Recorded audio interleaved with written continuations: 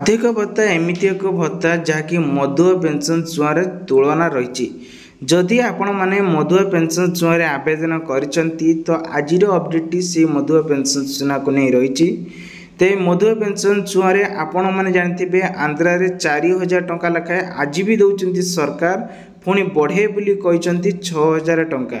ଖୁବ୍ ଶୀଘ୍ର ସେସବୁ ମଧ୍ୟ ଲାଗୁ କରାଯିବ। କିନ୍ତୁ ବର୍ତ୍ତମାନ ଓଡ଼ିଶା ସରକାର ଯେଉଁ କହିଛନ୍ତି ଯେ ଯେଉଁମାନେ ବୁଢ଼ା ଅଛନ୍ତି କିମ୍ବା ବୁଢ଼ାବୁଢ଼ୀ ଅଛନ୍ତି ତ ସେମାନଙ୍କୁ ମିଳିବ 3,500 ଟଙ୍କା ଏବଂ ସେମାନଙ୍କୁ ମଧ୍ୟ 1,200 ଟଙ୍କା ମିଳିବ ଏବଂ କାହାକୁ 1,400 ଟଙ୍କା ମିଳିବ। କାହିଁକିନା ସେମାନଙ୍କର ଭିନ୍ନକ୍ଷମ ଅଛନ୍ତି, ଯେଉଁମାନେ ଦିବ୍ୟାଙ୍ଗ ଅଛନ୍ତି ତ ସେମାନଙ୍କୁ ମିଳିବ ବୋଲି କହିଛନ୍ତି। ତେଣୁକରି ଆପଣମାନେ ଯଦି ଓଡ଼ିଶା ସରକାର ତରଫରୁ ନୋଟିସ୍ କରାଯାଇଛି, ଯାହାକି ଏହି ଭିଡ଼ିଓ ମାଧ୍ୟମରେ ଆପଣମାନଙ୍କୁ କହିମି, ତ ଆପଣମାନେ ଦେଖିପାରୁଥିବେ ମଧୁବାବୁ ପେନ୍ସନ୍ ଯୋଜନାକୁ ନେଇ ସରକାର ଦେଇଥିବା ପ୍ରତିଶ୍ରୁତିକୁ ନେଇ ଆସିଛି ଆଉ ଏକ ନୂଆ ଅପଡେଟ୍, ଯାହାକି କହିବାକୁ ଗଲେ ଜାତକ ଭଳି ଚାହିଁ ରହିଛନ୍ତି ରାଜ୍ୟରେ ପ୍ରାୟ 85 ଲକ୍ଷ ବୁଢ଼ାବୁଢ଼ୀ। କେବେ ଆମର ଭତ୍ତାଟି ବଢ଼ିବ, ଯାହାକି ସରକାର ଯେଉଁ ଘୋଷଣା କରିଥିଲେ ତ ତାଙ୍କ କହିବା ଅନୁଯାୟୀ ଯେଉଁମାନଙ୍କର 60 ବୟସ ହୋଇଛି ତ ସେମାନଙ୍କୁ 3,000 ଟଙ୍କା ମିଳିବ ଏବଂ 80 ବର୍ଷ ଯେଉଁମାନେ ଉର୍ଦ୍ଧ୍ୱ ଅଛନ୍ତି ତ ସେମାନଙ୍କୁ ମିଳିବ 3,500 ଟଙ୍କା ମିଳିବ।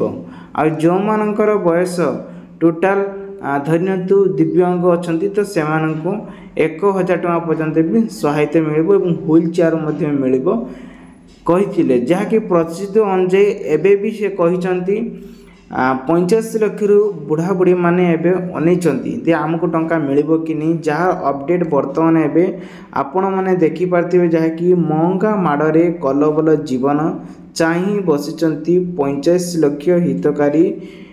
5 ଡିସେମ୍ବର 2024ରେ ଏଇଟା ହିଁ ନୋଟିସ୍ କରାଯାଇଛି, ଯାହାକି ନ୍ୟୁଜ୍ ଆସିଛି। ତେବେ କେବେ ବଢ଼ିବ ବାର୍ଦ୍ଧକ୍ୟ ଭତ୍ତା ପ୍ରଶ୍ନ ଉଠିଛି। ଆପଣମାନେ ଜାଣିଥିବେ ସୁଭଦ୍ରା ଛୁଆଁରେ ଏବେ 5,000 ଟଙ୍କା ଲେଖା ପାଉଛନ୍ତି। ଏପଟେ ମହଙ୍ଗା ମାଡ଼ରେ କଲବଲେ ଲୋକେ ଆଳୁ, ପିଆଜ, ଡାଲି, ତେଲକୁ ଆରମ୍ଭ କରି ପନିପରିବା ଯାହା ହାତ ମାରିଲେ ଲାଗୁଛି ଝଟକା। ଆଉ ବାର୍ଦ୍ଧକ୍ୟ ଭତ୍ତା ଯାହା ମିଳୁଛି ସମୁଦ୍ରକୁ ଶଙ୍କେ, ଯାହାକୁ ନେଇ ଛଟପଟ ହେଉଛନ୍ତି। ଦେଖନ୍ତୁ ପଡ଼ୋଶୀରେ ଆନ୍ଧ୍ରା ହେଉଛି 4,000 ଟଙ୍କା ଲେଖାଏଁ ଦେଉଛି, ଯାହାକି ଓଡ଼ିଶା ସରକାର କିଛି ଜାଣିବା ଦରକାର। ଓଡ଼ିଶାରେ ମାତ୍ର 1,000 ଟଙ୍କା। ଯଦି କହିବା ପଡ଼ୋଶୀ ଆନ୍ଧ୍ରାରେ ଭତ୍ତା ବାର୍ଦ୍ଧକ୍ୟ ଭତ୍ତା ତାଙ୍କର 4,000 ଟଙ୍କା ଲେଖା ଦେଉଛି ବୋଲିକି ନୋଟିସ୍ ଆସିଯାଇଛି। ତ ଯେଉଁମାନେ ସବୁ 80 ବର୍ଷରୁ ଉର୍ଦ୍ଧ୍ୱ ଏବଂ ଭିନ୍ନ ହିତକାରୀ ଅଛନ୍ତି ତ ସେମାନଙ୍କୁ 3,500 ଟଙ୍କା ଲେଖା ପାଇବେ ବୋଲି କହିଥିଲେ, ଯାହାକି ଆଜିକି 5 ବର୍ଷ ହେଲାଣି ସେହି ସ୍ୱପ୍ନ ଦେଖି ଆଣୁଛନ୍ତି। ପୁଣି ଆଜି ଗୋଟେ ନ୍ୟୁଜ୍ର ଅପଡେଟ୍ ଆସିଯାଇଛି, ମାସକୁ ମିଳିବ 3,000 ହେଲେ 5 ବର୍ଷ ପରେ ବି ଏ ସମ୍ପର୍କରେ ତୁରନ୍ତ ନିଷ୍ପତ୍ତି ନେଇପାରୁନାହାନ୍ତି। ଏହାଛଡ଼ା 80ରୁ ଉର୍ଦ୍ଧ୍ୱରୁ ଏବଂ ଭିନ୍ନ ହିତକାରୀଙ୍କୁ 3,500 ଟଙ୍କା ମିଳିବ ବୋଲିକି କହିଛନ୍ତି। ତେବେ ମାସିକ ହିସାବରେ କହିବାକୁ ଗଲେ ଏପର୍ଯ୍ୟନ୍ତ ଏହାକୁ ନେଇ ହିତକାରୀମାନେ ହନ୍ତସନ୍ତରେ ଅଛନ୍ତି, କେବେ ମିଳିବ ଏହି ଟଙ୍କା। ସେଥିପାଇଁ ଅନ୍ୟପକ୍ଷରେ ଦେଖନ୍ତୁ ବଢ଼ି ବଢ଼ି ଚାଲିଛି ଆଳୁ, ପିଆଜ ଦର, ଡାଲି, ତେଲ, ପନିପରିବା ଠାରୁ ସବୁ କିଛି ଏବେ ବଢ଼ିବାରେ ଲାଗିଛି, ଯାହାକି ଛଟପଟ ହେଉଛନ୍ତି। ରାଜ୍ୟରେ ବାର୍ଦ୍ଧକ୍ୟ ଭତ୍ତା ପାଇବା ଆଶାରେ ସେମାନେ ଛଟପଟ ହେଉଛନ୍ତି।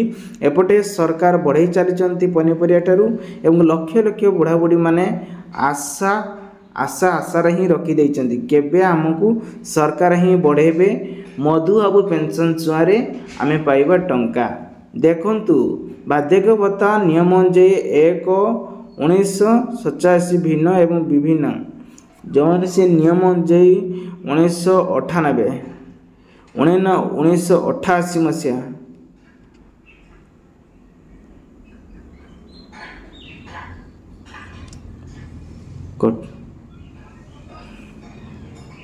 ବାର୍ଦ୍ଧକ୍ୟ ଭତ୍ତା ନିୟମ ଅନୁଯାୟୀ 1998 ଏବଂ ଭିନ୍ନ ଭତ୍ତା ନିୟମ ଅନୁଯାୟୀ 1985 ମସିହାକୁ ମିଶାଇ ଓଡ଼ିଶା ସରକାର ମଧୁବାବୁ ପେନ୍ସନ୍ ଯୋଜନା 2008ରେ ଆରମ୍ଭ କରିଥିଲେ। ଏହି ଛୁଆଁରେ ଗରିବ, ବରିଷ୍ଠ ନାଗରିକ, ବିଧବା ଓ ଭିନ୍ନକ୍ଷମ ବ୍ୟକ୍ତିଙ୍କୁ ମାସକୁ ଭତ୍ତା ଦିଆଯାଉଛି। ଏଥିରେ ଯଥାକ୍ରମେ 1,000 1200 ଓ 1400 ମିଳୁଛି। 2019 ପରେ ଗତ ଫେବୃଆରୀ ମାସରେ ଦିଆଯାଉଥିବା ଏହି ବରିଷ୍ଠ ନାଗରିକ ଭତ୍ତାକୁ ନେଇ ଯେଉଁମାନେ ପରିମାଣରେ ବଢ଼ୁଛି ଏତିକି ଛୁଉଁଛି, ଯାହାକି ମାତ୍ର ଅନ୍ୟ ରାଜ୍ୟ ତୁଳନାରେ ଯଥେଷ୍ଟ କମ୍। କାରଣ ଆନ୍ଧ୍ରପ୍ରଦେଶରେ ସରକାର ବରିଷ୍ଠ ନାଗରିକ ଓ ବିଧବାମାନଙ୍କୁ ମାସକୁ 4000 ଟଙ୍କା ପ୍ରଦାନ କରୁଛନ୍ତି। ଏ ଭିନ୍ନକ୍ଷମ ବ୍ୟକ୍ତି ଯେଉଁମାନେ ଅଛନ୍ତି ତ ସେମାନଙ୍କୁ 3000 ଏବଂ 6000 ଟଙ୍କା ବଢ଼ୁଛି। ତେବେ ଯେଉଁମାନେ ସବୁ ଅଛନ୍ତି ତ ସେମାନେ ମଧୁଆ ପେନ୍ସନ୍ ଯୋଜନାରେ ଆଜି ପର୍ଯ୍ୟନ୍ତ ବି ସେମାନଙ୍କୁ ମିଳିବ ନାହିଁ। କହିବାକୁ ଗଲେ ମଧୁଆ ପେନ୍ସନ୍ ଯୋଜନାରେ ଯେଉଁ ହିତକାରୀମାନେ ଅଛନ୍ତି ତ ସେମାନଙ୍କୁ ମଧ୍ୟ ଆଜି ପର୍ଯ୍ୟନ୍ତ ବି ଟିକେ ଟଙ୍କା ପାରୁନାହାନ୍ତି। ତେବେ ଇଏ ହେଉଛି ଆମ ଓଡ଼ିଶାର ଗୋଟେ ଶୃଙ୍ଖଳତା, ଯାହାକି ଏପଟେ ଦେଉଛନ୍ତି ସେପଟେ ନେଉଛନ୍ତି, କିନ୍ତୁ ଆମେମାନେ କିଛି ଜାଣିପାରୁନାହୁଁ। ବାର୍ଦ୍ଧକ୍ୟ ଭତ୍ତା ଏମିତି ଏକ ଭତ୍ତା ଯେଉଁଥିରେ କି ସାରା ସେଇନି ଆପଣମାନେ ଜାଣିଲେ, ଯାହାକି ବହୁତ ଲୋକମାନେ ଏଥିରେ ସବୁ ଆବେଦନ କରିଛନ୍ତି। ଆଜି ପର୍ଯ୍ୟନ୍ତ ବି ସେମାନେ ଟଙ୍କା ପାଉଛନ୍ତି। ଆପଣମାନେ ଜାଣିଛନ୍ତି 80 ବର୍ଷ ପରେ ଯଦି ଜଣକୁ ସରକାର ଭତ୍ତା ଦେଉଛନ୍ତି ସେ ଲୋକ ବଞ୍ଚିବ କି ମରିବ କ'ଣ ତା'ର ଗ୍ୟାରେଣ୍ଟି ରହିଛି? ସେଥିପାଇଁ ସରକାର ସେ ଦିଗକୁ ଲକ୍ଷ୍ୟ କରିଛନ୍ତି।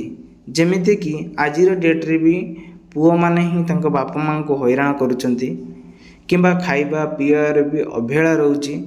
ତ ସେଥିପାଇଁ ସରକାର ହୁଏତ ଏଇ 3500 ଟଙ୍କାଟି ଦେବା ପାଇଁ ସେ ସ୍ଥିର କରିଛନ୍ତି। ଠିକ୍ ଅଛି, ଉଚିତ ନିୟମଟେ ବି ସ୍ଥିର କରିଛନ୍ତି, କିନ୍ତୁ ଏପଟେ ସେଇ ପଇସାକୁ ନେଇ ସୁଭଦ୍ରା ଯୋଜନାରେ ନେଇକି ପଳାଇ ଯାଉଛନ୍ତି, ଯାହାକି ବହୁତ ସାରା ଲୋକମାନେ ବି ଜାଣିପାରୁନାହାନ୍ତି। ଏପଟେ ପିଆଜଠୁ ଆରମ୍ଭ କରିକି ସବୁକିଛି ବଢ଼ାଇବା ପାଇଁ ଚାଲିଛି।